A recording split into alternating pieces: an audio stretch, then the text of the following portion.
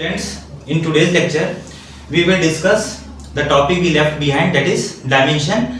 So, in previous lecture, we have already seen the procedure, the steps to find the dimension and dimensional formula. So, let's start with some examples.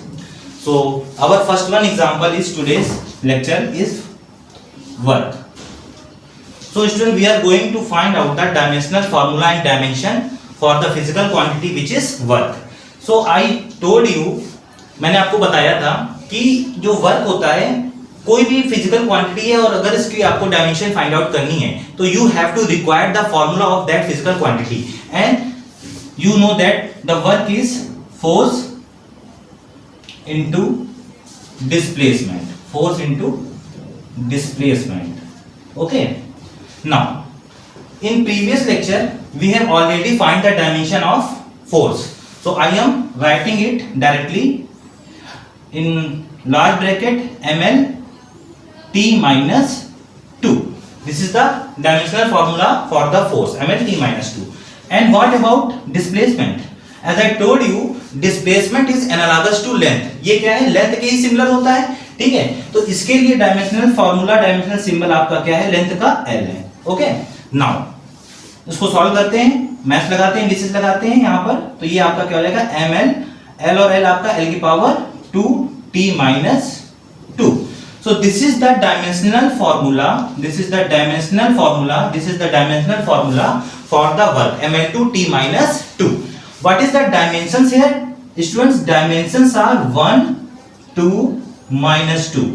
1 in m, 2 in l and minus 2 in t.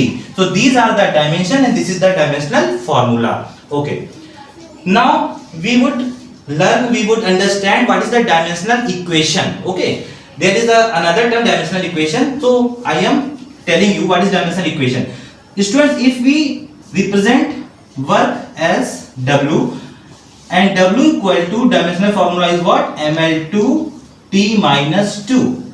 Okay, so here we represented work with symbol w and its dimensional formula we are equating both. So this type of equation we got here, this is the dimensional equation of the work. So this is what, this is the dimensional equation, dimensional equation for the work, and this is the dimensional formula. Whole the things is dimensional equation and these are the dimensions powers. Okay, now we are further moving towards another example.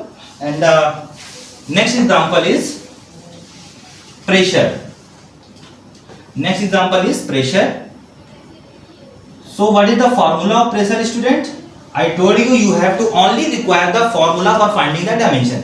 So formula for pressure is force upon area, force upon area. And what about force? The dimension of force is, you already know, it is ml t minus 2.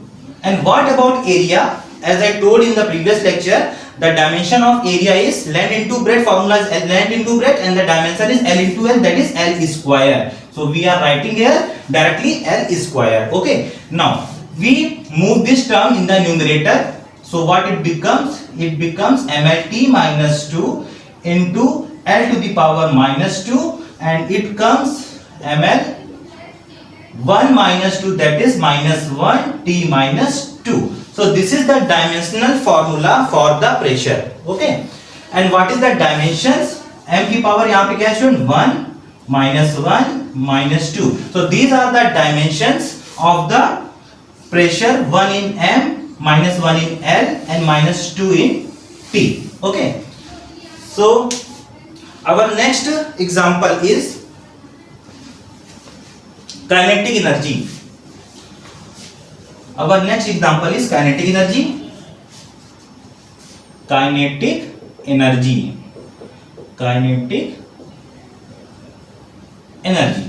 And the students, what is the formula for kinetic energy? You know it very well. Kinetic energy is half mv square. The formula for kinetic energy is half mv square. And here you are seeing that there is a numerical term 1 by 2, that is half. So the dimension of the numerical term is 1, it is dimensional less quantity. So here we will not put the dimensions of 1 by 2 because it is a dimension less quantity. So we will only put the dimensions of m and v. V is velocity. So what is the dimension of m? That is mass. It is denoted as m, symbol, dimensional formula. And what about velocity?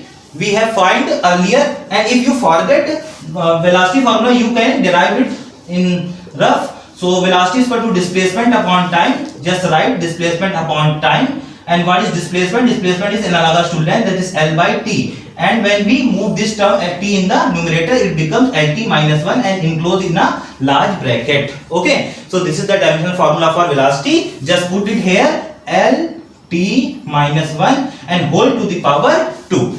So what it becomes? It becomes m L की power 2 t to the power minus 2. Okay. ml2 t minus 2. So you are students, यहाँ आप observe क्या कर रहे हैं? Important thing, we have found the dimensional formula for work in the first example and it was ml2 t minus 2. And what about kinetic energy? It is also ml2 t minus 2. It means work and kinetic energy are both similar in the dimensional term. So both have the same dimension. Now we are taking another example, that is potential energy, so that you can make a clear concept about what I am going to tell you. So what is potential energy? Potential energy is equal to mgh. The formula for potential energy is mgh and m is mass. So we are putting symbol, dimensional formula m. Then what is g? G is the acceleration due to gravity. So student, what is acceleration due to gravity? If you don't know the dimensional formula for acceleration due to gravity, you can just find it in the rough. G, it is analogous to acceleration. So what about acceleration? As you know that F equal to mg या ma. Okay, F is equal to mg or F is what? ml t minus 2 equal to m and this is g. So this m cancel this m. So what it becomes? G equal to lt minus 2. Similarly here acceleration, dimensional formula for acceleration is also same, lt minus 2. You can find it as a equal to change in velocity upon change in time. So it also becomes lt minus 2, lt minus 2. So we are putting it here, lt minus 2. And what about height? Student, height is analogous to length. Height is analogous to length. So I am putting length L. So on solving this, we get ml 2 t minus 2. So what is the point of discussion? Student, point is here this, that the kinetic energy, whether it is kinetic energy, potential energy or any energy, is dimensional formula remains same. So you don't confuse that the dimensional formula for kinetic energy or potential energy would be different. It would be same, whether it must be only energy. Okay, and work is also similar to energy. Okay, now our next topic, next derivation is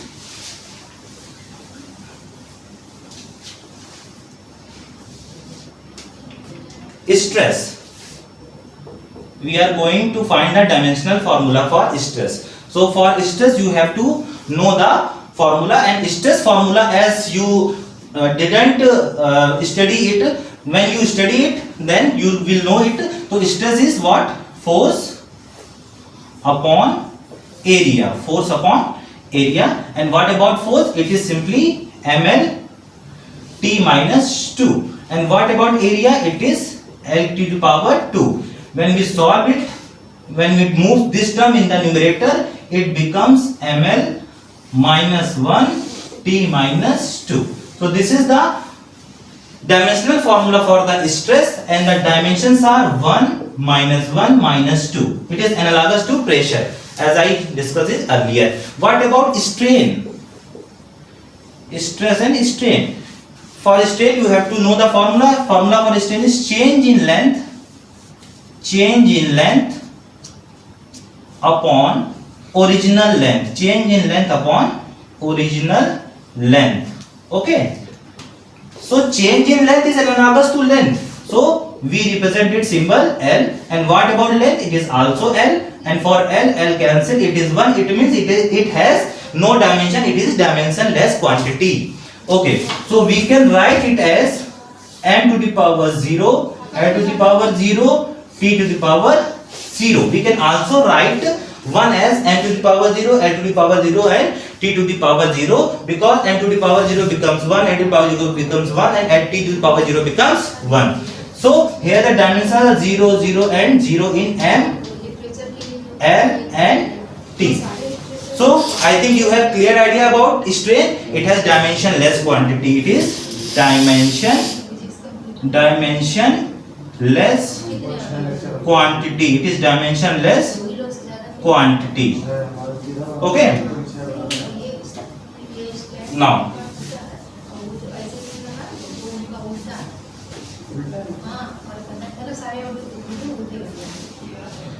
okay,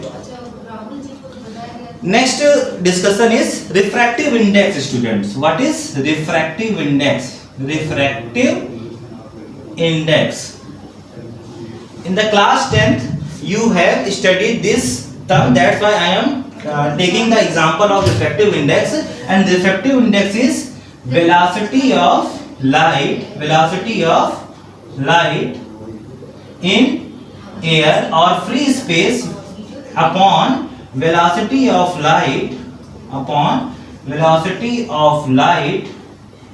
in medium. This is the formula for refractive index. And student, when we talk about the unit of refractive index, you know that in both numerator and denominator it is what? It is velocity, so it cancels both the term. That is, it means that the refractive index is a unitless quantity. It is a unitless quantity. So what about dimension? When we put the dimension of velocity, this is lt minus 1 and upon में क्या है? It is also velocity, so it is lt minus 1. These two terms cancel, it becomes 1. It means it is also the dimensionless. It is also dimensionless quantity. Dimensionless. It is also unitless and dimensionless.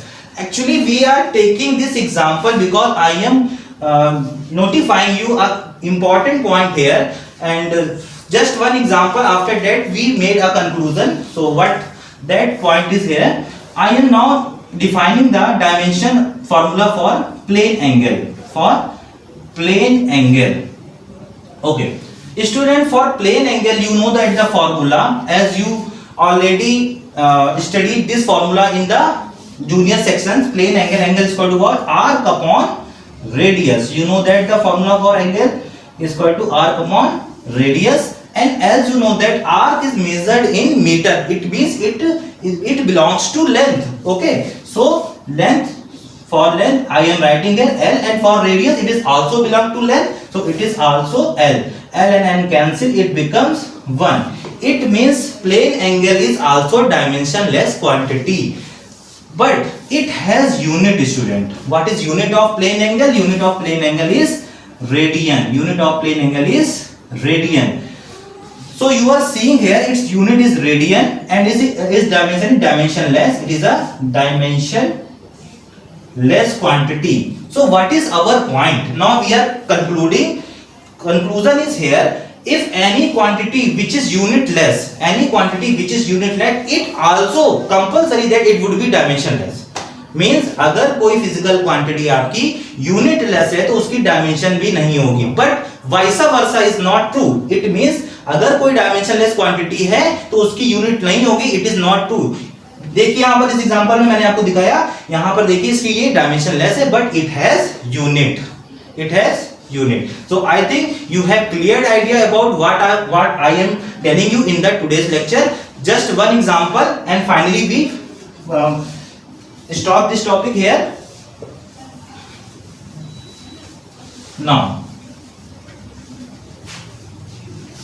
our last example is gravitational constant. What is gravitational constant? That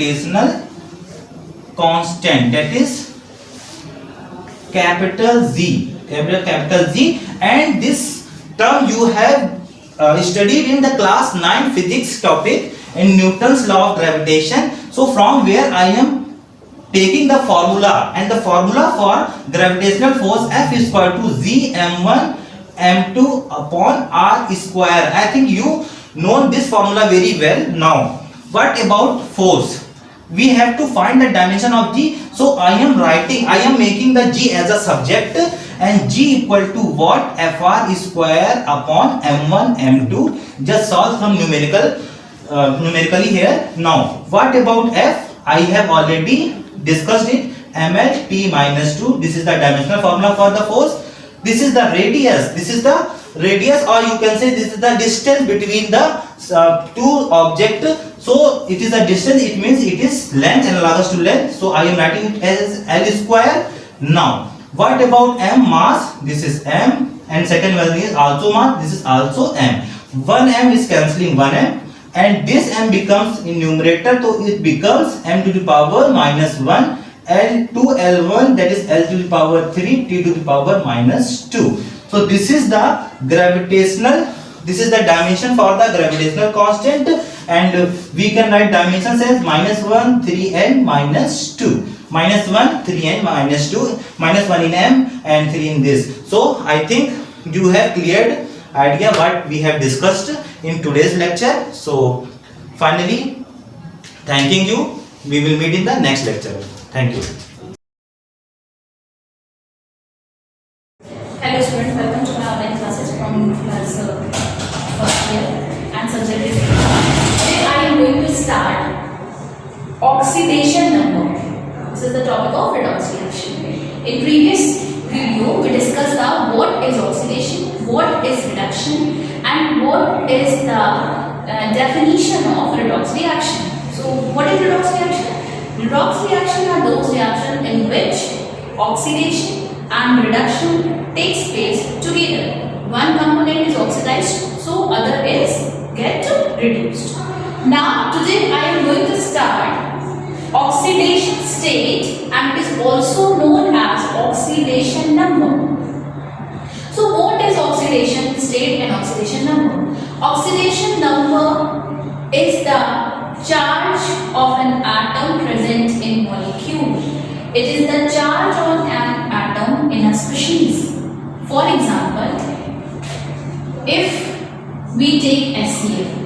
So as you all know, in HCl, H have plus 1 and Cl have minus 1. Why? Because these two electrons shifted towards chlorine, because chlorine is more electronegative than hydrogen, and it gains negative 1 and it gains positive 1. So in HCl, what is the charge present on hydrogen? It is plus 1. So plus 1 is the oxidation state or oxidation number of hydrogen.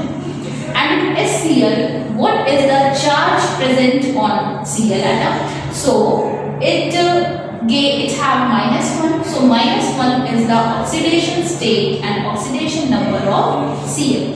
Let us take another example, that is Cl2.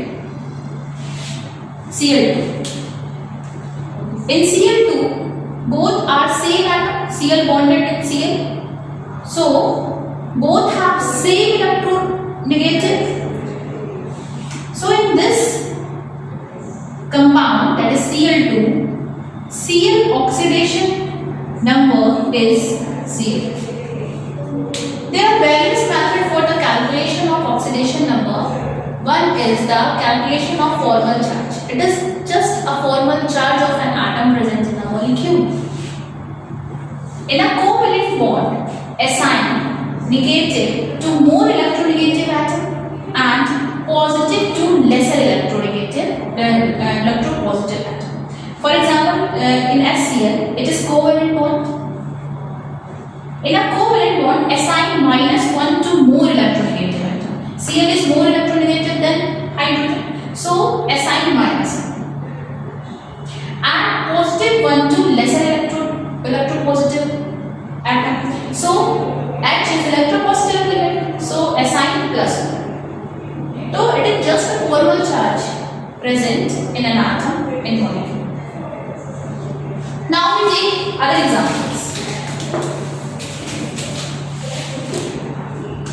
Like sulfur in H2SO4. Today I am going to explain how to calculate oxidation number by structure. Okay, so number one example is sulfur in H2SO4. By this method you must have know the structure of compound. So first example is sulfur in H2SO4. What is the structure of H2SO4? S double bond O, double bond O, H, O, H. It is the structure of H2SO4. And what is the oxidation number of sulfur in H2SO4? So we follow this statement. In a covalent bond, assign negative to more electronegative atom and positive to lesser electronegative atom or positive to electropositive element. Okay. So sulfur in H2SO4. Here sulfur bonded with oxygen atom, and you all know oxygen is more electronegative than sulfur. So for this bond, sulfur gains positive 1 and oxygen gain minus 1. For this bond, sulfur plus 1 and oxygen gain minus 1. For these two bond, oxygen gain minus 2 and sulfur gains plus 2. And for this bond, oxygen gains minus 2 and sulfur gains plus 2. So what is the charge present on sulfur? Calculated plus 2 plus 2 plus 1 plus 1. That is the plus 6. So what is the oxidation number of sulfur in H2SO4? The answer is plus 6. Plus 6 is the oxidation number of sulfur in H2SO4. It is the formal charge. And what about oxygen? Here oxygen have minus 2, oxygen have minus 2, and in this oxygen, for this bond sulfur gains positive 1 and it gains negative, and for this bond OH bond, as you all know, oxygen is more electronegative than hydrogen, so hydrogen gains plus 1 and oxygen gains minus 1. So oxygen have minus 2. Likewise here hydrogen have plus 1 and oxygen have minus 1. So the total charge present on oxygen, that is the minus 2, and the oxidation number of hydrogen is plus 1. So this is the method to calculate the oxidation number of an atom by using their structure. Now we take another example. The next example is sulfur in H2S. So what is sulfur in H2S? What is the structure of H2S? It is like this. And sulfur is more electronegative than hydrogen. So here sulfur gains minus 1 and hydrogen have plus 1. Likewise here sulfur gains minus 1 and hydrogen gains plus 1. So what is the oxidation number of sulfur? It is minus 2. Sulfur show variable oxidation state. Okay. In previous example, that is the oxidation number of sulfur in H2SO4. Their oxidation number is plus 6, and in H2S their oxidation number is minus 2. So now we move another example like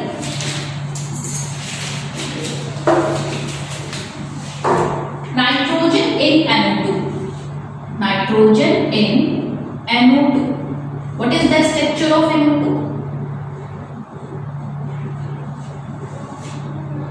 And we calculate the oxidation number of nitrogen. In nitrogen and oxygen, which one is more electronegative?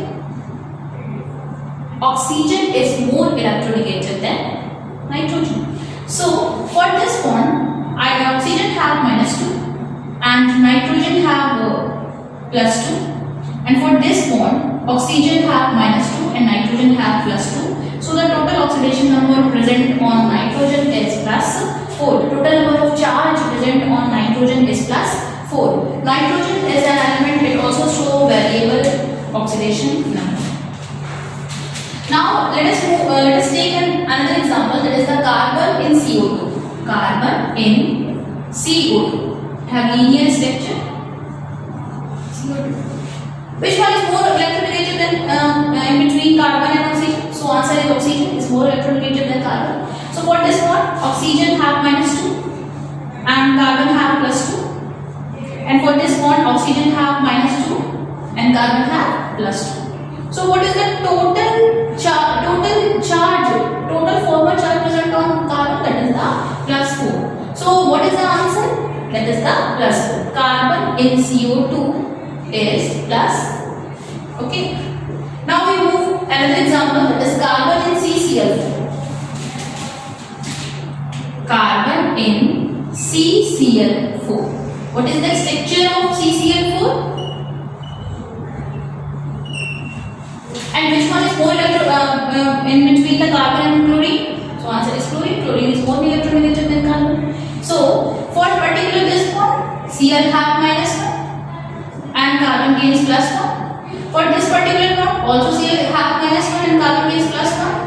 Cl have -1, carbon have +1, and Cl have -1, carbon have +1. So what is the oxidation number of carbon? The answer is +4. +4 is the oxidation number of carbon, and what is the oxidation number of Cl? That is the -1. Okay. Now I give you some examples. Let us take another example like M in N2. This is the structure of N2, in which N bonded with N. Then which one is more electron? Both are same atom. So in that type of compound in which one atom bonded with O, in N2 both have same atom. So we can't decide which one is more electronegative. In that situation, the oxidation number will be 0. So in N2, the oxidation number of N is 0. Likewise, oxygen in O2. So the structure is this one. Both atoms are same. So the oxidation number of oxygen in O2 is 0. And what is the oxidation number of phosphorus in P4? The structure of phosphorus in nature, phosphorus found in P4 structure. All atoms are same. That is the phosphorus. So phosphorus, the oxidation number of phosphorus in P4 is become 0. Okay. So when the atom bonded with same atom, then that atom have oxidation number is 0. Now I give you some example for homework, that is the oxidation number of phosphorus in H3PO4, oxidation number of phosphorus in H3PO4, and oxidation number of phosphorus is in H3PO2. H3PO4, H3PO3 and H3PO2. I draw structure P double bond O, OH, OH, OH, H3PO4. And you calculate the oxidation number of phosphorus, and remember oxygen is more electronegative than phosphorus. Okay. Now the next structure is H3PO, P, OH, OH, H, H3PO3. This is the structure of H3PO3, and you calculate the oxidation number of phosphorus. Remember, oxygen is more electronegative than phosphorus, but hydrogen is less electronegative in phosphorus. Okay, it means phosphorus is more electronegative than hydrogen.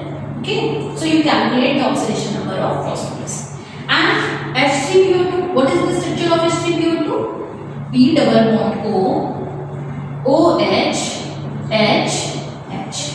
So these structure helps you to find out the oxidation number of phosphorus. Then PH3PO2. These are the structures of H3PO4. You must calculate the oxidation number of phosphorus. Okay. So this is all about the oxidation number and how you calculate the oxidation number by using their structure, by using structures of compound.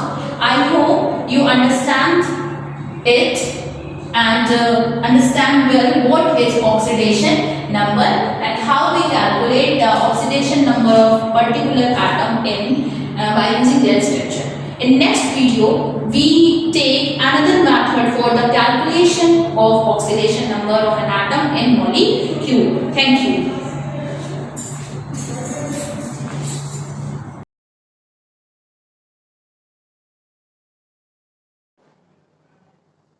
Hello students, good morning to all of you and welcome to Shivaji Group of Institutions online classes. Students, today I am going to discuss you about representation of set.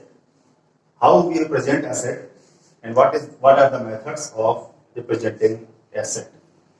Earlier I told you about basic concept of set, what is set, the notation of set and some types of some number sets. So now let take representation of set.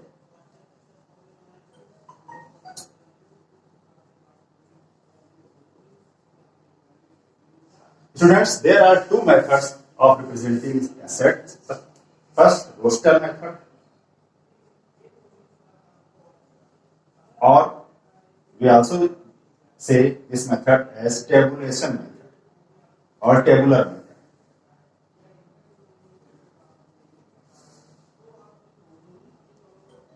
And other type of representing a set is set builder method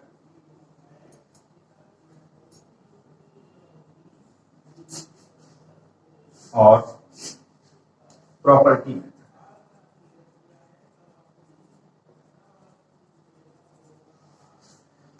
So students, set को represent करने के हमारे पास two methods हैं. First method is roster method और tabular method और tabulation method, and second method we called set builder method और property method. So students, what are the roster method? In this method any set can be notated at or represented at this type, that is 1, 2, 3, 4, 5. Any set, let's take this example. In this method of representing a set, all the element of set is written as in curly bracket with separated with comma. So in this method of roster method of representing a set, we write all the elements in curly brackets with separated with commas. So let us take another example. Write the set of all vowels of English alphabet.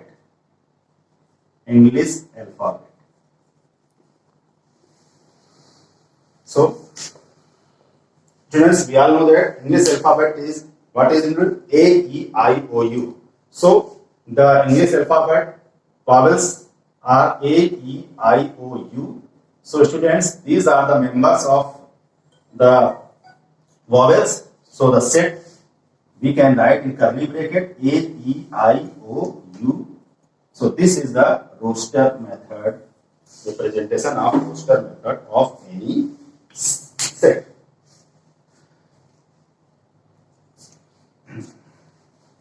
Now students, in roster method, notes 2 points. Number first, there are not repeated elements.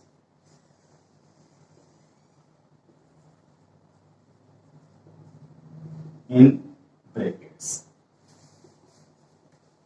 That is, each element written in ones, and that is, for example, set A, B, C. Let us take this set. Here, the element A comes out twice, but in the set we can write only once. So this represents as A, B, C. So this is something to remember, that if any element comes more than one times, then you can write only once in the roster method. Now, second point to remember is, there is no order to write any element. It means, students, in roster method you can write, कोई order, कोई जरूरी नहीं कि हम किस order में उस elements को लिखें. हम किसी एलिमेंट को पहले भी लिख सकते हैं, किसी एलिमेंट को बाद में. See this example, students. For example, let us take set ABC. Let us set BCA. Let us set CAB. Students, all three sets make the same sense.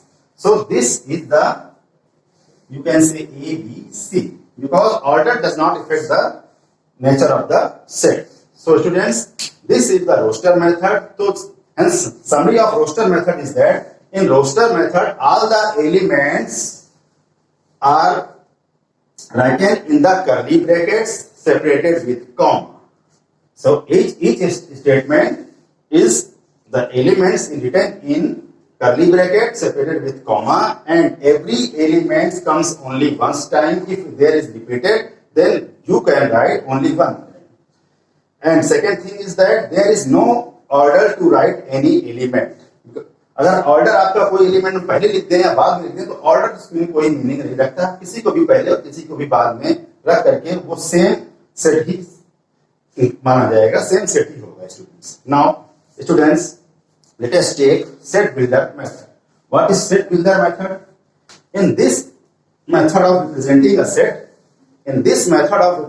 set, first we try to investigate the property which each element possesses. Each element जो हमारे पास उस set में या उस statement में हमारे पास जो हर एक एलिमेंट उस प्रॉपर्टी को होल्ड करता है, तो हमें उस प्रॉपर्टी को देखना होता है प्रॉपर्टी के फॉर्म में. इसका जैसे नाम है प्रॉपर्टी मेथड, तो हमें उसमें प्रॉपर्टी को इंक्लूड करके सेट को रिप्रेजेंट करना होता है. Students, so let a property of each element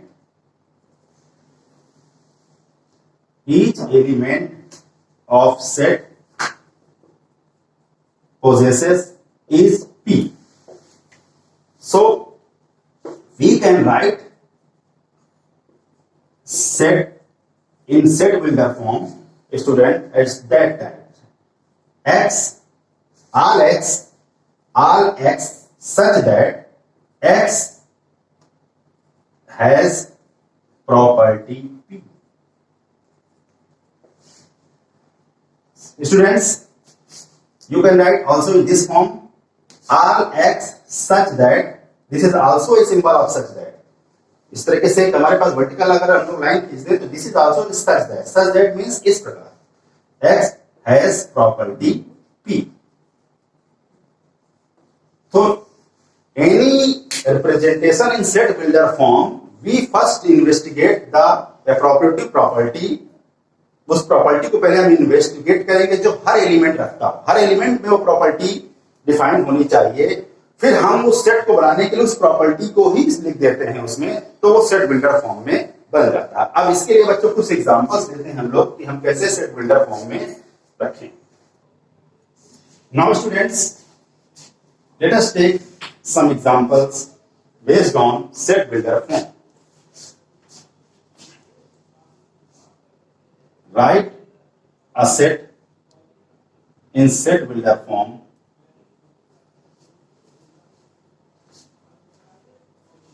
of following statement.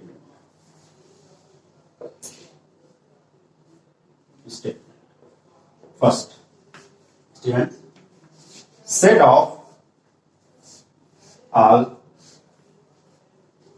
natural numbers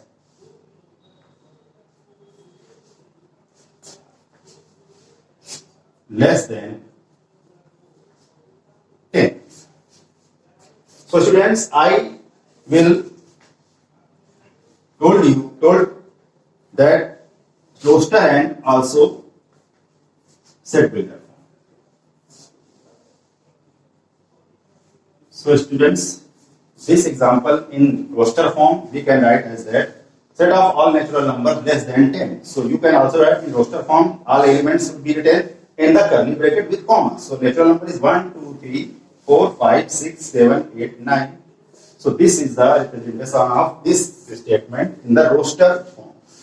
And also in set builder form we can investigate the property of each element. So the property of each element is that every element is natural number and less than 10. So in set builder form we can write a set in this form x all x such that x is a natural number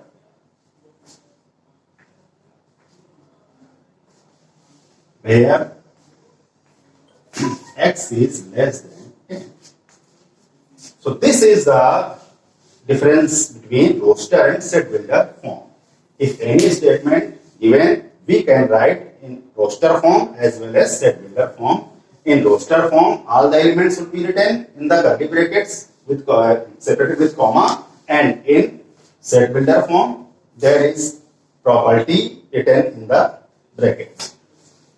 Now take another example, students. Set of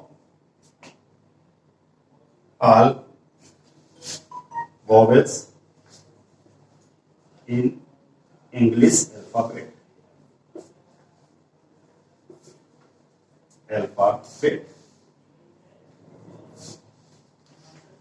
So students, set of all vowels in English alphabet. तो roster form में बच्चों कैसे लिखेंगे? आपको मालूम है English alphabet what is English alphabet? Vowels are A, E, I, O, U, A, E, I, O, U. So this is the roster method. All the elements written in curly bracket, and in set builder form, the property is written. So property is that each element is vowel. So X such that X is a vowel. Now take another example, students. Set 21, 23, 25, 27, 29. Right in both roster and set builder form, students. So here, this is also a roster form. This is already a roster form. And in set builder form, you can write, see the property. The property is that this is the natural number, all these are natural number, and less than 29 and greater than 21. So X such that X is odd natural numbers where X is greater than 20 and less than 30. Here the condition is X is greater than 20 and less than 30. So and where X is greater than 20 and less than 30. So students, you can see that the set is 21, 23, 25, 27, 29 odd natural numbers, and where natural number is greater than 20 and less than 30. So students, this is the true method of representing the set, that is roster method and set builder method. In roster method, we should write all the elements in curly bracket separated with comma, and in set builder form we should write the property of each element that possesses. So students, thank you for today's class.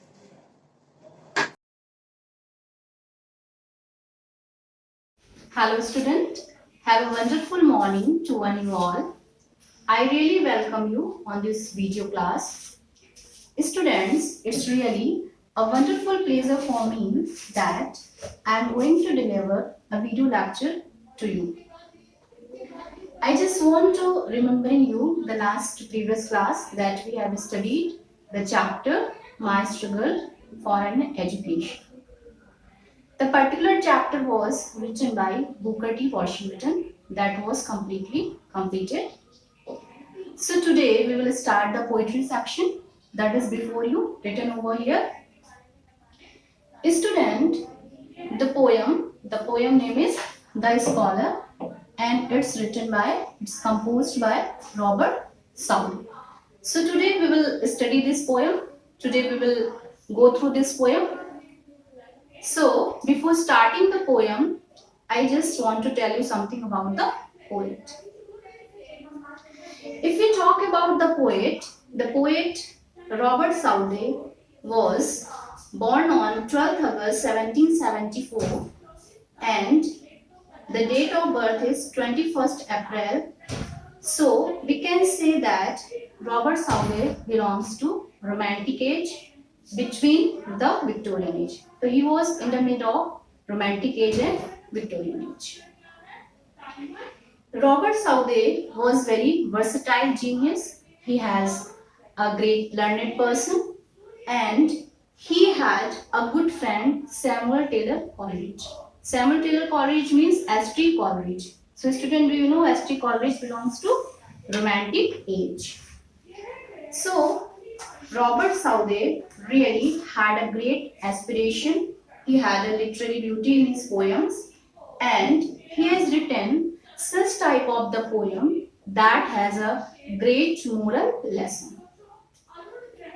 So Robert Southey enjoyed a viable public career as a poet which led to his appointment as a poet laureate for 30 years from 1830 to his death in 1843. So, because of his versatile genius, because of his literary beauty, Robert Southey has appointed for poet laureate. So, student, this is for your poet who has composed this poem. So, let's proceed to our poem. So, first we will discuss something about the gist of the poem, the summary of the poem. What is inside the poem? The poem, it's a autobiographical poem but has a universal appeal. Autobiographical poem, it's a subjective poem. Subjective poem means such type of the poem in which poet talks about himself. Poet tells about himself. And this has a universal appeal.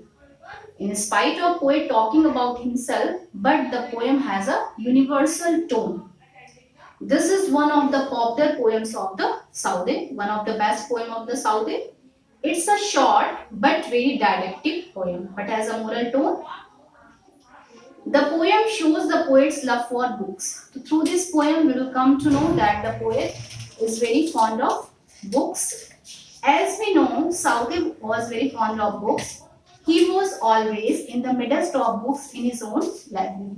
So he had his own library and he always be in the middle of that library. It means to say, we can say that Robert Southey was very lovable of books. The poem is full of lessons for the student. There is a moral lesson, there is a moral tone for the students. The poem has 4 stanzas of 6 lines each. The poem is classified into 4 stanzas. There are 4 stanzas in the poem and each stanza has 6 lines. Each stanza has 6 lines. The first and third lines in each stanza rhyming together. So if we go through the poem, so the first line rhymes the third line and the second line rhymes the 4 lines. The second line rhymes the 4 line. The first line rhymes the third one and the second one rhymes the fourth one. And the last rhymes rhyming together. It means to say each stanza has a couplet. You know what is couplet? Couplet means if the last lines rhyming together, that is the couplet. So, if we talk about the rhyming scheme of the poem, AB, and CC. Fine. So, let's go to the poem. My days among the dead are past. Here, the poet points out that I always be between the books of, among the books of the poets, the writers, the dramatists, the playwrights who has written these books. I always be with them. They are dead. It means to say the writers, the poet who had written these poems, these literary things, they have died. But I want to with them. Around me I behold. Behold means see. Around me. So whenever I see my surroundings, wherever these casual eyes are cast. Wherever these casual eyes are cast, casual means sudden. So whenever cast my eyes, whenever I want to see my surroundings, I only see the books of the great authors, writers, and poets. The mighty minds of the old. It means to say those writers had a very powerful mind. They are learned people, they are scholars. My never failing friends are they. It means to say books are my never failing friends. They will never spend you, they will never leave you in your bad time, in your bad circumstances. They will always be with you. If we talk about the friend, so in today's life we don't have such type of the friend who always be in your bad circumstances, in your adverse circumstances. But books are your never failing friend. They are always be with you whenever you have a bad time. With whom I converse day by day. With whom I converse, it means to say through these books, through these literary forms of the poet and the dramas and the poetry and the stories, whatever they have written. So through these things, I converse, I talk to them day by day. Second stanza, with them I take delight in weal. Weal means happiness, pleasure. So whenever they are happy mood, whenever they are in a good mood, I just want to be happy. I also be happy. And I seek relief in woe. Woe means pain, sadness, sorrow. So whenever they are unhappy, whenever they are not in good mood, so I just try to find out the relaxation. I just try to find out, try to satisfy myself in that time. And while I understand and feel, and why I understand, I feel, while I want to know something about them, I want to think deeply about them. So what I feel, what the things come into my mind, how much I them I owe. How much I them I owe means how much I grateful to them, how much I obliged to them. Because the things, the property, the treasure that they have given to me, I cannot pay the debt of that things. यानी जो भी चीजें उन्होंने मुझे दी हैं, मैं उनका कर्ज नहीं उतार सकता हूँ. My cheeks have often been bedwet with tears of thoughtful gratitude. My cheeks, it means to say, whenever I started thinking about that poet, whenever I started thinking the gratefulness of that poet and writers and playwrights, I really I started crying. My cheeks are often get wet with tears, and that the tears of thoughtful gratitude, because I just want to show my gratefulness to them. Let's proceed to our third stanza. My thoughts are with the dead, with them I live in long past years. My thoughts are with the dead because I always be with them. I always think about those poets, those writers, those dramatists. They are dead. They are not live. With them I live in long past years. Meaning, last many years, since many years, I study these books, these literary things. Their virtue love. their virtue. Virtue means good qualities. Virtue means good qualities, and the antonium of this one is vice. V-I-C, vice. So I love their virtue. I really like the good qualities of those poets, those playwrights. Their faults condemn. And if I find out any problem, yeah, you can say anything, so I really despise. I really despise these things. Partake their hopes and fears. I really want to partake their desire, their ambition, their great desire, and their fears. It means to say, I really enjoy each and every moment of poets, playwrights, and dramatists. And from their lessons seeks and find. So I also learn some lesson from them. I also take some moral lesson from them and find instruction with an humble mind. Humble mind means polite, in a polite way, in a respective way. So I always try to find out some suggestion, some instruction from his, from their literary things. The last one is, my hopes are with the dead. Anon. It means to say, I always be with them. My hopes, my desire, my ambition are always with the writers. Anon. That anon means soon. That will be for a short time. It will not always be forever and ever. My place with them will be. My place with them will be, because in coming days, in coming future, I will also be died, and I will also be in the list of that poet. And I with them shall travel on through all futurity. It means to say, I will also be travel. I will also have a such type of the journey with them.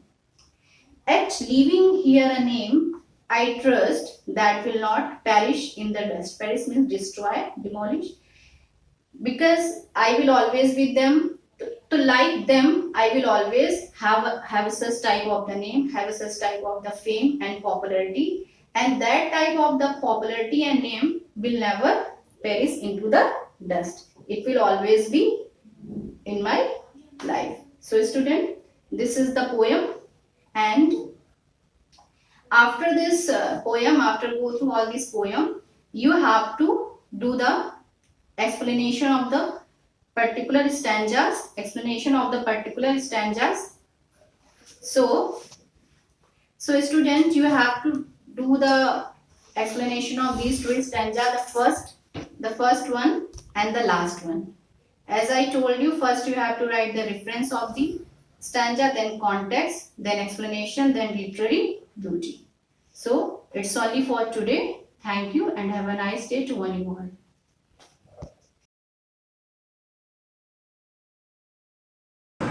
Hello student, good morning. आज कक्षा 11 के अंतर्गत हिंदी विषय में मैं आपको शब्द युग्म पढ़ाऊंगी। इस टॉपिक को मैंने अपने पूर्व के वीडियो में भी जारी रखा था। बच्चों, जैसे कि मैंने आपको शब्द युग्म की परिभाषा बताई थी कि उच्चारण की दृष्टि से समान प्रतीत होने वाले अथवा सूक्ष्म अंतर वाले वे शब्द जिनका अर्थ भिन्न होता है शब्द युग्म कहलाते हैं। साथ ही मैंने आपको यह भी बताया था कि शब्द युग्म से संबंधित जो प्रश्न होते हैं वो बोर्ड परीक्षाओं में 2 पूछे जाते हैं और जिनके निर्धारित अंक 2 होते हैं। तो इस टॉपिक को कंटिन्यू करते हुए मैं आगे बढ़ रही हूँ। शब्द युग्म है कृपण, कृपाण। कृपण माने होता है बच्चों कंजूस, और कृपाण माने होता है तलवार। अगला है शब्द युग्म आदि। आदि आदि माने होता है प्रारंभ, और आदि माने होता है आदत वाला।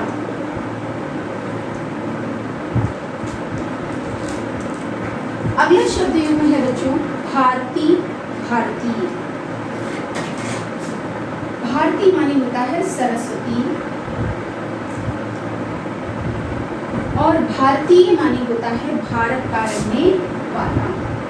भारत का रहने वाला। अगला शब्द युग्म है बच्चों अब्ज। अब्ज माने होता है कमल और अब्द माने होता है वर्ष। अब हम आते हैं अगले शब्द युग्म पर प्रसाद। प्रासाद। प्रसाद माने होता है कृपा और प्रासाद माने होता है महल। बच्चों अगला शब्द युग्म है द्वीप। द्वीप। द्वीप माने होता है हाथी और द्वीप माने होता है टापू। अगले शब्द युग्म पर यदि चर्चा करें तो आता है भवन। भुवन। भवन माने होता है घर और भुवन माने होता है संसार। अगला शब्द युग्म है नीरज। नीरज। नीरज माने होता है कमल और नीरद माने होता है बादल।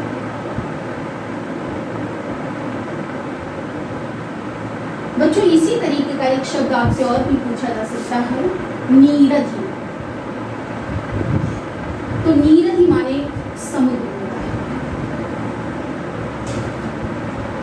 एक चीज हमेशा ध्यान रखिएगा कि जितने भी जल के पर्यायवाची होते हैं यदि उनमें जा लगा दिया जाता है तो कमल होता है और यदि उनमें दा लगा दिया जाता है तो बादल बनता है और यदि उनमें धी लगा दिया जाता है तो समुद्र अर्थ निकलता है।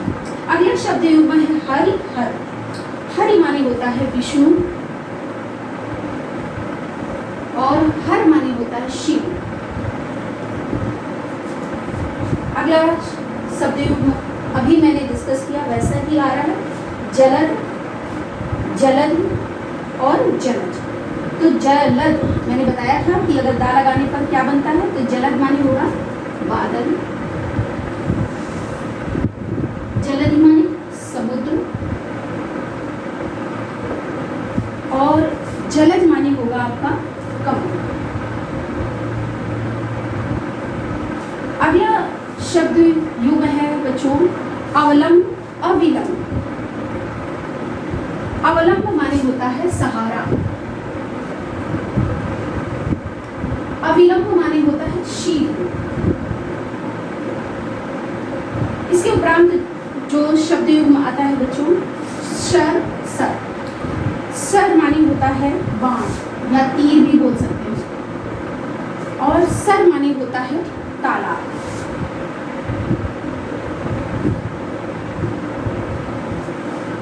अगला शब्द युग्म आता है निर्वाण। निर्माण। निर्वाण माने होता है मोक्ष। निर्माण माने होता है बनाना। अगला शब्द युग्म है सुगंध। सौगंध। सुगंध माने होता है सुवास। सुवास और सौगंध माने होता है शपथ। अगला शब्द आता है क्षति। क्षति। क्षति माने होता है हानि और क्षिति माने होता है पृथ्वी। बच्चों एक बार पुनः आप इन शब्द युग्मों को देखें। पहला शब्द युग्म मैंने आपसे डिस्कस किया कृपण। कृपाण। कृपण माने होता है कंजूस। कृपाण माने होता है तलवार। इसके उपरांत मैंने चर्चा की आदि। आदि। आदि माने होता है प्रारंभ और आदि का मतलब होता है आदत वाला। इसके उपरांत जो शब्द युग्म आता है भारती। भारतीय। उच्चारण पर भी आप दृष्टि रखेंगे, उच्चारण को भली भांति सुनेंगे। भारती। भारतीय। भारती माने होता है सरस्वती और भारतीय माने होता है भारत का रहने वाला। अगला शब्द युग्म है अब्ज। अब्द। अब्ज माने बच्चों होता है कमल और अब्द माने होता है वर्ष। अगला शब्द युग्म आता है प्रसाद। प्रासाद। प्रसाद माने होता है कृपा और प्रासाद का मतलब होता है महल। अगले शब्द पर आते हैं द्वीप द्वीप द्वीप द्वीप माने होता है हाथी, द्वीप माने होता है टापू। अगला शब्द युग्म है भवन भुवन। भवन माने घर होता है और भुवन माने संसार होता है। अगले शब्द युग्म पर आते हैं नीरज नीरज। नीरज माने कमल, नीरज माने बादल। बच्चों इस उदाहरण में मैंने आपको बताया था कि यदि पानी के जितने भी पर्यायवाची हैं उनमें जा लगा दिया जाए तो कमल अर्थ होता है, यदि दा लगा दिया जाए तो बादल अर्थ होता है, और यदि उस जल के पर्यायवाची में धी लगा दिया जाए तो समुद्र अर्थ निकलता है। अगला शब्द युग्म है हरि हर। हरि माने होता है विष्णु और हर माने शिव। अगला शब्द युग्म आता है जलद जलधि जलज। जलद माने होता है बादल, जलधि माने समुद्र, जलज माने कमल। आते हैं अगले शब्द युग्म पर। अगला शब्द युग्म है अवलंब अविलंब। अवलंब माने होता है सहारा, अविलंब माने होता है शीत। फिर अगला शब्द युग्म है शर सर। शर माने होता है बाण और सर माने होता है तालाब। अगला शब्द युग्म आता है निर्वाण निर्माण। निर्वाण का मतलब होता है मोक्ष और निर्माण माने होता है बनाना। अगला जो शब्द युग्म है सुगंध सौगंध। सुगंध का मतलब होता है सुवास, सुंदर गंध, और सौगंध शपथ को बोलते हैं। अगला शब्द युग्म है क्षति क्षिति। तो क्षति का अर्थ होता है हानि और क्षिति का अर्थ होता है प्रति। अगले जो शब्द युग्म आ रहे हैं वो है गर्व गर्व। गर्व माने होता है बच्चों अहंकार। गर्व माने होता है भीतरी हिस्सा। अगला शब्द युग्म है उद्धत उद्यत। उद्धत माने होता है उदंड और उद्यत माने होता है तैयार। अगला शब्द युग्म आता है जरा जरा। जरा जरा माने होता है वृद्धावस्था।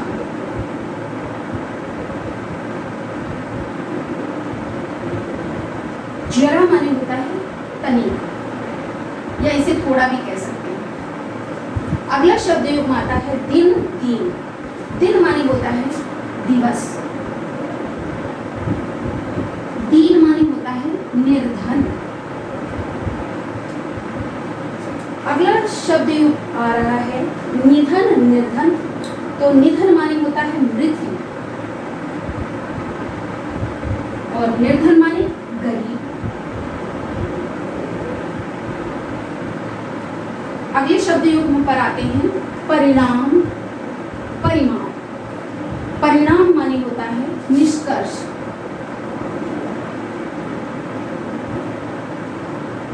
परिमाण माने होता है बच्चों मात्रा। अगला शब्द युग्म है तप ताप। तप माने होता है तपस्या और ताप माने होता है गर्मी। अगला शब्द युग्म है तुरंग तरंग। तुरंग कहते हैं घोड़ा।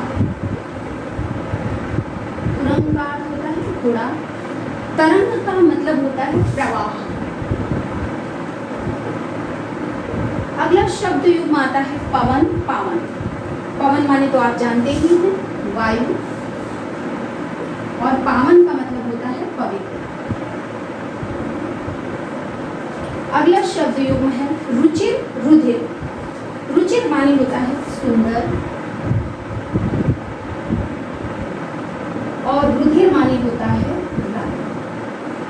बच्चों मैं रिपीट करूंगी पुनः इसको। सबसे पहले आते हैं गर्व गर्व। गर्व का मतलब होता है अहंकार, गर्व का मतलब होता है भीतरी हिस्सा। फिर शब्द जो आया है शब्द युग्म उद्धत उद्यत। उद्धत माने होता है उदंड और उद्यत माने होता है तैयार। अगला शब्द युग्म आता है बच्चों जरा जरा। जरा माने होता है वृद्धावस्था और जरा माने होता है तनिक या थोड़ा। अगला शब्द युग्म है दिन दिन। दिन माने होता है बच्चों दिवस और दीन माने होता है निर्धन। अगला शब्द युग्म है निधन निर्धन। निधन का मतलब होता है मृत्यु और निर्धन का मीन्स तो आप जानते ही हैं गरीब। अगले शब्द युग्म पर आते हैं परिणाम परिमाण। परिणाम का मतलब होता है निष्कर्ष या फल भी कह सकते हैं और परिमाण का अर्थ होता है मात्रा। अगला शब्द युग्म है तप ताप। तप का मतलब होता है तपस्या और ताप का मतलब होता है गर्मी। अगला शब्द युग्म है तुरंग तरंग। तुरंग का अर्थ होता है घोड़ा और तरंग बोलते हैं प्रवाह। अगले शब्द युग्म पर आते हैं पवन पावन। पवन माने होता है वायु और पावन माने पवित्र। अगला शब्द युग्म है रुचिर रुधिर। रुचिर का मतलब होता है सुंदर और रुधिर का मतलब होता है रक्त। बच्चों आज से यह टॉपिक आपका यहीं पर समाप्त होता है। मैं आपसे अपेक्षा करती हूँ, आशा करती हूँ कि मेरे द्वारा बताए गए ये जो शब्द युग्म हैं जो मैंने यहाँ पर बोर्ड में लिखे हैं आप भली भांति सुंदर लेख में अपनी कॉपी में लिख लेंगे। आज के लिए इतना ही पर्याप्त है। Have a nice day.